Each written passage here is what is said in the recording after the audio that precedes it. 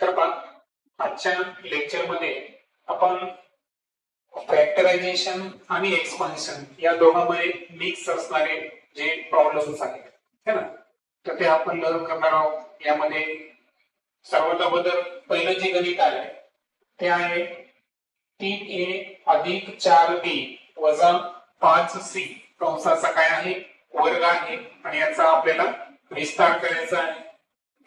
आता विस्तार करण्याच्या अगोदर जो बेसिक फॉर्म्युला आपला असेल ओके, तर ते फॉर्म्युला आपण या ठिकाणी अगोदर समजून घेऊ.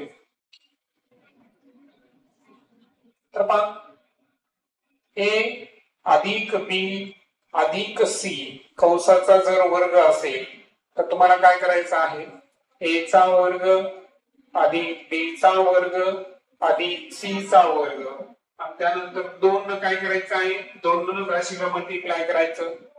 2ab अधिक 2bc अधिक 2ac ओके. तर अशा पद्धतीचं हे त्याचं एक्सपान्शन. पण आता सर्वात अगोदर तुम्हाला इथं कन्सिडरेशन करावं लागेल की a कोण आहे, b कोण आहे आणि c कोण आहे. तर दिलेल्या याच्यामध्ये a ची व्हॅल्यू किती आहे 3a, b ची व्हॅल्यू 4b आणि c ची व्हॅल्यू काय आहे -5c.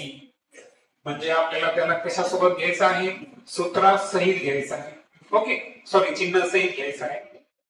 आता a चा वर्ग म्हणजे कोणाचा वर्ग असेल 3a चा वर्ग अधिक b चा स्क्वेअर म्हणजे कोण 4b त्याचा स्क्वेअर.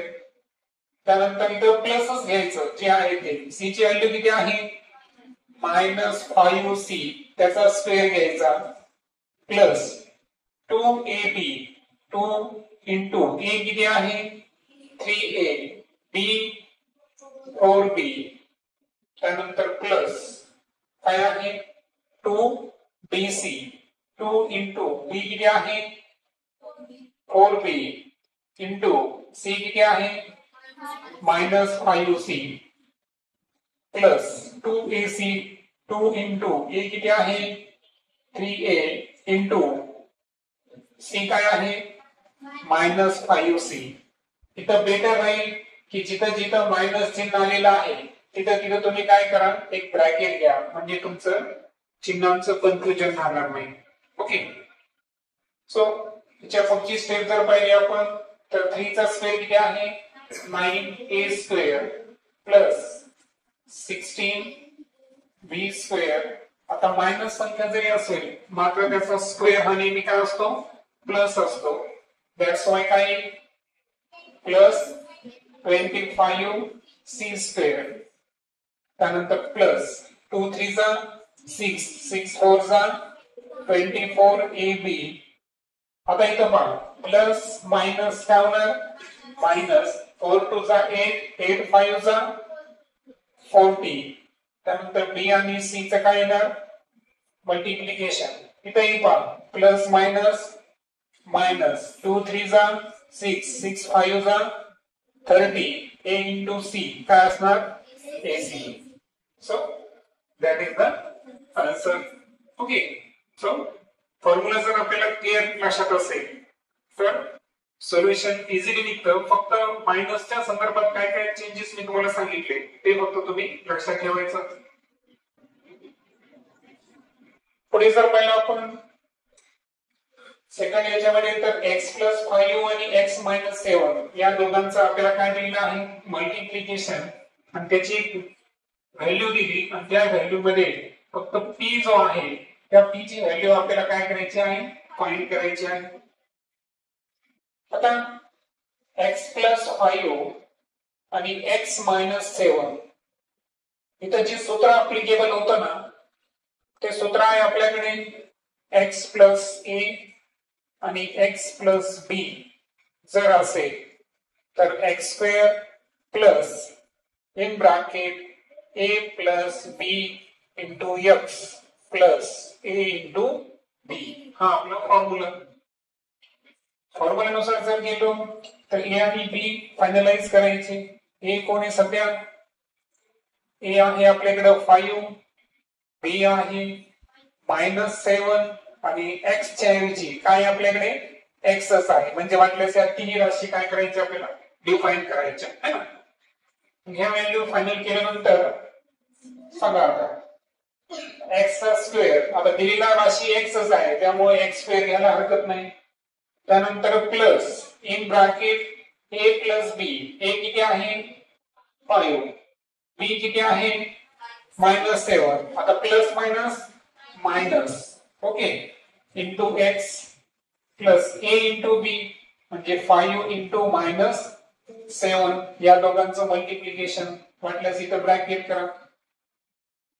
सो काय होईल एक्स स्क्वेअर, आता पहा -7 आणि 5 किती येतील -2 plus minus minus 2x plus sorry इथेही प्लस येणार नाही, प्लस मायनस मायनस 5 7 चा 35. आता याला आपल्याला कोणासोबत कंपेअर करायचं आहे x square plus bx minus 35. आता सहज पाहिलं तर आपल्या लक्षात येतं की p च्या ऐवजी 2 आलेला आहे आणि म्हणून p ची व्हॅल्यू तुम्ही किती दिली 2 लिहिली. तर हे आन्सर का होईल चूक होईल. का चूक होईल बरं? कारण इथे चिन्ह प्लस आहे आणि इथे चिन्ह काय आहे मायनस, म्हणजे p च्या ऐवजी 2 आलेला आहे का नाही, काय आलेला आहे -2 आलेला आहे. लक्षात आलं का? पहा p ची जागा कोणी ऑक्युपाय केलेली आहे, पहा p ची जागा फक्त 2 ऑक्युपाय केली का नाही, साइन सुद्धा चेंज आहे. दॅट्स व्हाय p ची व्हॅल्यू या केस मध्ये काय असेल -2 असेल. ठीक आहे. देन आफ्टर नेक्स्ट प्रॉब्लेम जो आहे हा थोडासा ट्रिकी प्रॉब्लेम आहे. तर या ट्रिकी प्रॉब्लेमला मी तुम्हाला एक ट्रिक देतो. पहा ए स्क्वेअर जे आहे सॉरी a प्लस 1 अपॉन ए याचा आपण जर स्क्वेअर केला, काय केला स्क्वेअर केला तर होतं काय पहा a square plus 2 into A into 1 upon A plus दुसऱ्या पदाचा वर्ग म्हणजे ए अपॉन ए स्क्वेअर. ए गेट काय झाले कॅन्सल. सो ए स्क्वेअर प्लस 2 प्लस 1 अपॉन ए स्क्वेअर ही व्हॅल्यू कोणाची आली बरं ए प्लस 1 अपॉन ए स्क्वेअर ची. बरोबर. आता हे झालं इथं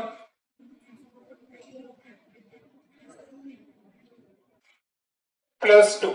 आता एक विचार करा इथं x प्लस 1 अपॉन x आहे, यावरून याची व्हॅल्यू फाइंड करायची आहे. तर आता मला सांगा ज्या अर्थी लक्षात घ्या ज्या अर्थी a प्लस 1 अपॉन a याचा स्क्वेअर केल्यावर ही व्हॅल्यू येते, तर याचा जर आपण स्क्वेअर केला तर याच्यामध्ये फक्त ऍडिशनल काय आलं, याच्यामध्ये फक्त +2 येईल. काय आलं +2. म्हणून कधी लक्षात घ्या की x प्लस 1 अपॉन x ची व्हॅल्यू दिली आहे आणि त्यावरून x square plus 1 upon x square ची व्हॅल्यू काढायची असेल तर हा +2 ऑपोजिट साइडला गेल्यावर काय होणार -2 होणार. म्हणून सरळ सरळ तुम्ही काय करायचं माहितीये का की तुम्ही अगोदर दोन्ही बाजूचा काय करणार लक्षात घ्या इथं स्क्वेअर करून घ्यायचा. याची ट्रिक आहे बघा, ही ट्रिकनेच मी तुम्हाला सांगतो म्हणजे तुमच्या लक्षात येईल.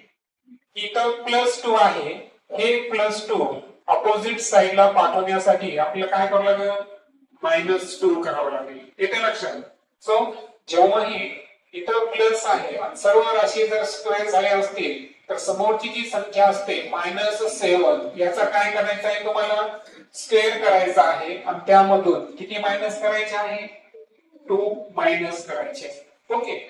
कारण इथे बघा यावरून सूत्र काय तयार होतं बघा a square plus 1 upon A square बरोबर a plus 1 upon A square आणि हा +2 इकडे गेल्यावर काय झालं -2. म्हणजे हे यावरून तुम्हाला त्याची व्हॅल्यू काढायची असेल. Okay sorry. तर दिलेल्या व्हॅल्यूचा स्क्वेअर करा आणि त्याच्यातून 2 काय करा मायनस करा. सो डायरेक्ट आन्सर निघतं. सांगा 7 मायनस 7 चा स्क्वेअर किती आहे 49 मायनस 2 इज इक्वल टू काय असणार 47. That is the answer.